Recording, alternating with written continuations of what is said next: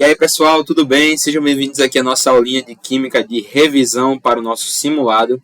Hoje vamos falar um pouquinho sobre estequiometria, leis ponderais. Vamos ver aqui alguns casos específicos, algumas dicas. Vai ser bem legal, bem dinâmica essa aula aqui. Vamos lá para a gente tá estourando aí amanhã esse simulado, tá certo?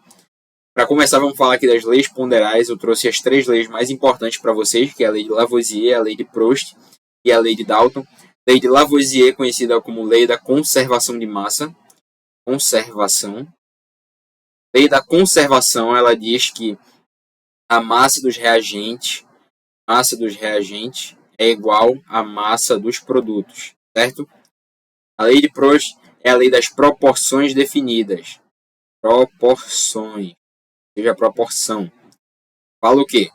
Se o reagente A dobra, digamos que eu tenho aqui, uma equação que ela é assim, A está para B, então 2A está para quanto? A proporção aqui é de 1 para 1. Então, se for 2, aqui também vai ser 2. Então, aqui vai ser 2B. Isso é o que diz a lei de Proust, tá? A lei de Proust é a lei da proporção, a lei das proporções definidas. Então, ela diz que se eu tenho aqui A e B, vai ser a relação A e B, 1 para 1 nesse caso. Eu escreveria essa relação aqui como 1 para 1. Ok? Assim que se escreve. Para 1. Como se fosse dividindo. Dalton é a lei das proporções múltiplas. Eu não vou aprofundar exatamente a definição, porque é uma definição um pouco mais complexa, mas você precisa só saber o nome das leis e entender que as 3 são importantes para a estequiometria, tá? Fazendo essas questões de estequiometria para a gente entender melhor e debater mais um pouquinho sobre isso. Eu mostrei para vocês na última aula, quem não viu, vá lá ver a última aula de estequiometria que teve aqui da CELS. Nós temos 3 aulas de estequiometria. Se não me falha a memória, nós temos 3 aulas de estequiometria aqui no site já. Então, vamos lá. Vou pegar aqui a lei das 3 linhas, né? A lei, o método das 3 linhas. A gente tem aqui mol A está para mol B. A gente vai aqui para a terceira linha. Faz informação relacionando com X. Aqui a gente vai ter no meio conversão.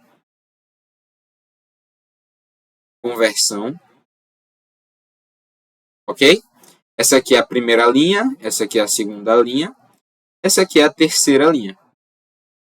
Então aqui estão as nossas 3 linhas para o cálculo estequiométrico. Vamos ver a aplicação disso agora. Vamos lá. O FBA. Hidreto de sódio reage com água dando hidrogênio. Segundo a reação NaH mais H2O, gerando NaOH mais H2, para obter 10 mols de H2 são necessários quantos mols de água? Vê só, que interpretação a gente tem que ter para essa questão? Vamos sublinhar aqui algumas coisas.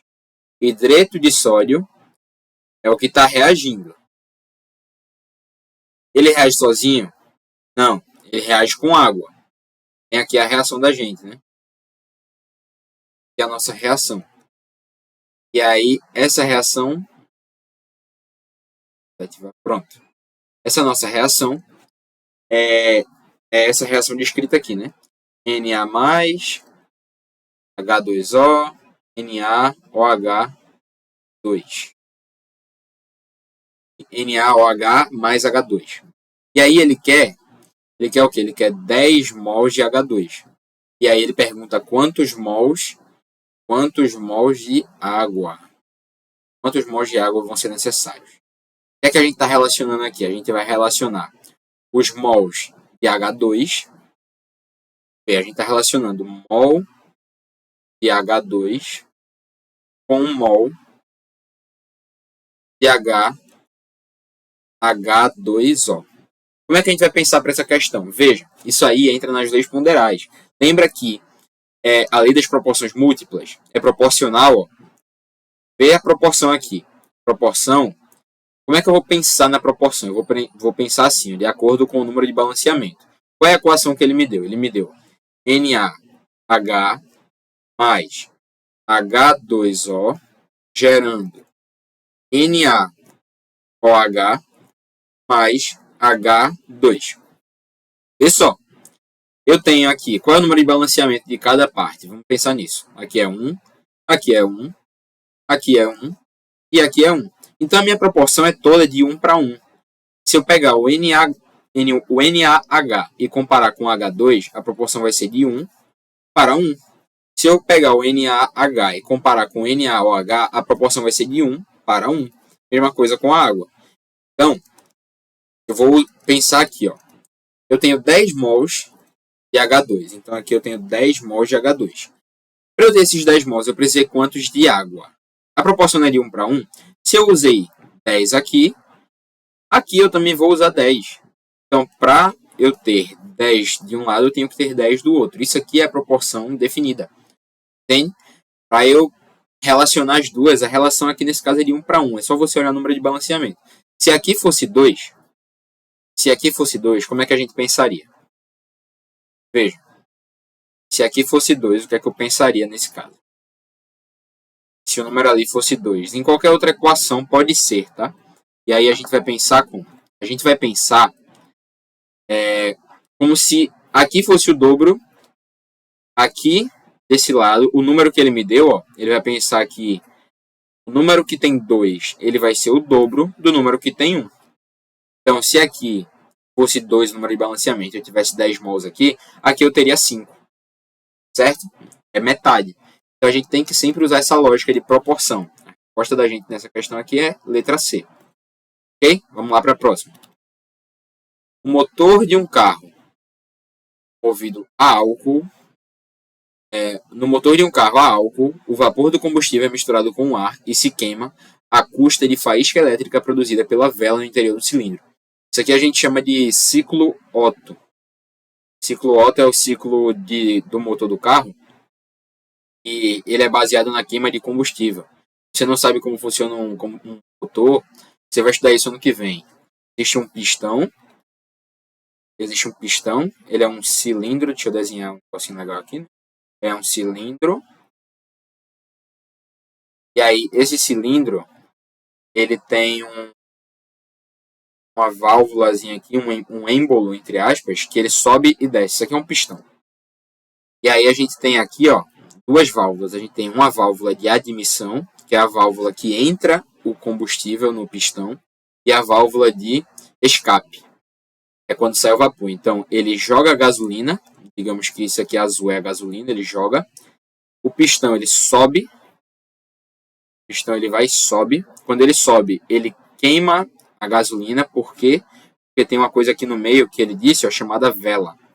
Essa vela, ela solta a faísca na hora que a gasolina sobe. Então, ela sobe, queima, desce, tem vapor, sobe de novo, vai para a válvula de escape. Então, no caso, é isso que acontece. Ela entra o combustível, a válvula aqui no caso, o nosso êmbolo, ele sobe, a vela queima, ele desce e sobe de novo, jogando para fora o gás. Não está relacionado especificamente a esse conteúdo de vocês, mas é bom entender o funcionamento, talvez ele cobre numa questão. Pode acontecer de tudo, né? Vamos lá. A quantidade de mols de água, mols de água formada na combustão completa de 138 gramas de etanol é igual a fórmula do etanol C2H6O. C2H6O. Por que eu precisaria saber disso? Porque nessa questão específica ele não deu a equação. Eu botei a equação aqui para vocês para contribuir, porque nas provas de vocês vai vir. Mas ele não deu. Então eu precisaria saber que a fórmula do etanol, do álcool, é C2H6O. E como é combustão completa, ele reage aqui com 3O2 para gerar 2CO2 e 3H2O. Reação de combustão completa, lembre disso, ela vai produzir CO2. Então vamos lá. O que é que a gente vai pensar aqui? Ele quer saber quantos mols de água são formados na combustão completa de 138 gramas de etanol. Então a gente vai pensar aqui, ó, 1 mol de etanol vai ter, calcular aqui, vai ser 12 vezes 2 mais 6 vezes 1, mais 16. 12 vezes 2 vai dar 24, mais 6, mais 16. 24 mais 6 dá 30, mais 16 vai dar 46. Então, aqui, 1 mol de C2H6O, C2H6O, vai valer 46 gramas, certo?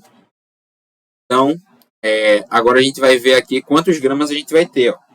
Por quê? O que é que eu vou pensar para essa questão? Ele quer saber quantos mols de água. Mols de água. Com 1 mol de etanol, eu produzo 3 de água, certo? Com 1 mol de etanol, eu produzo 3 mols de água. Então, o que é que eu vou pensar agora? Eu vou ver qual é a massa da água. Vou pensar aqui, ó. A massa da água é H2, então eu tenho 2H, C2 vezes 1, mais 16. A massa da água é 18. Só que aqui eu tenho 3 águas, né? Então, no final, eu vou multiplicar por 3 o valor. Vamos lá, como é que a gente vai pensar nisso? 1 mol de água vale 18 gramas. Então, o que é que eu vou fazer? Nesse caso aqui, eu vó pegar quantos mols eu vou ter em 138 gramas. Então, eu vou pensar assim, ó, 138 gramas. 180. 138 gramas. Eu tenho quantos mols? Eu vou ter que dividir, né, para saber quantos. Vou dividir por 46, 138 dividido por 46, isso aqui vai dar 3, certo? Então, 3 é a quantidade de mols que a gente teria formando na proporção de 1 para 1. Só que a proporção não é de 1 para 1, é de 1 para 3. Então, eu vou multiplicar esse valor aqui por 3. 3 vezes 3 dá 9. Essa é a resposta, a letra D. Então, entenda que tudo está relacionado às leis ponderais. Eu estou falando aqui de proporção. Você tem que pensar em proporção para responder. Tem que pensar em proporção, tá? A massa de dióxido de carbono liberada na queima de 80 gramas de metano quando utilizado como combustível é... Eu trouxe aqui a fórmula para vocês. Ó. CH4 mais 2O2 gerando CO2 mais 2H2O. Então, como é que a gente vai pensar? Dióxido de carbono é o que ele está falando. Vamos ler aqui o que ele está dizendo. A massa de dióxido de carbono liberada na queima é... Então, ele quer saber a massa de dióxido de carbono. Ele está me perguntando isso. A massa de dióxido de carbono... Qual a massa de dióxido de carbono liberada na queima de 80 gramas de metano? Então, o que é que eu vou relacionar? Eu vou relacionar metano. Qual é o metano? O metano é esse daqui, ó, CH4. CH4.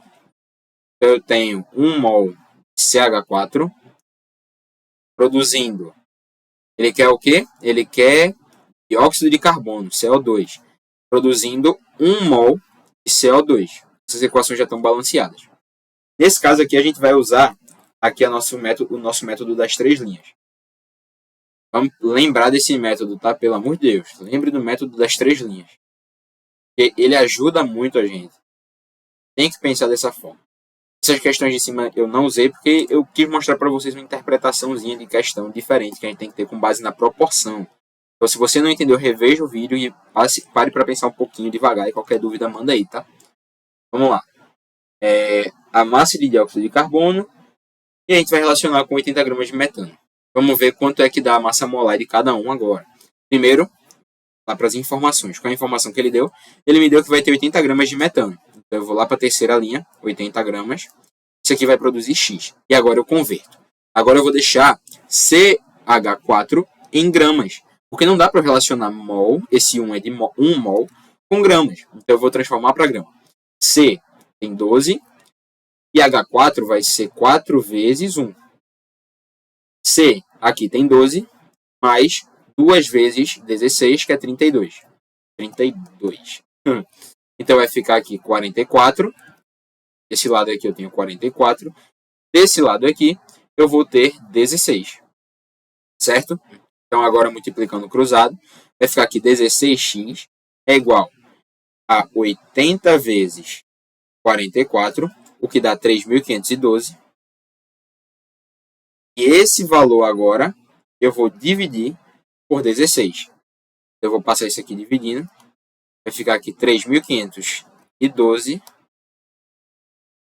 dividido por 16 vai dar 220. Nossa letra E. Tranquilo? Vamos para a próxima questão, questãozinha aqui de pureza e rendimento. Última questão que eu trouxe aqui só para a gente fechar o assunto e vocês estarem tranquilos aí com esse conteúdo, tá? Qualquer dúvida, vocês perguntam. Eu vou mandar um materialzinho complementar também para vocês lá no grupo da gente. Então, vamos lá. O gás hilariante N2O pode ser obtido pela decomposição térmica. O gás hilariante N2O pode ser obtido a partir da decomposição térmica do nitrato de amônio.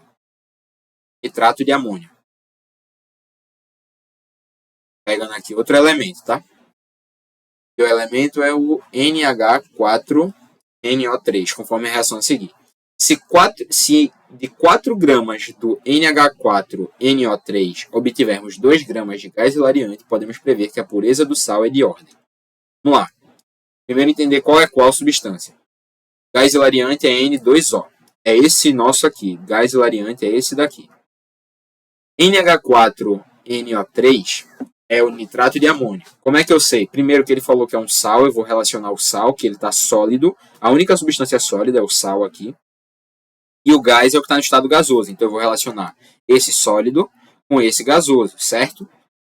Vamos lá, a gente tem que identificar esses detalhes, pessoal. Você tem que se atentar. Se atente quando ele está sólido, quando ele está gasoso, se ele está falando de gás, se ele está falando de sal.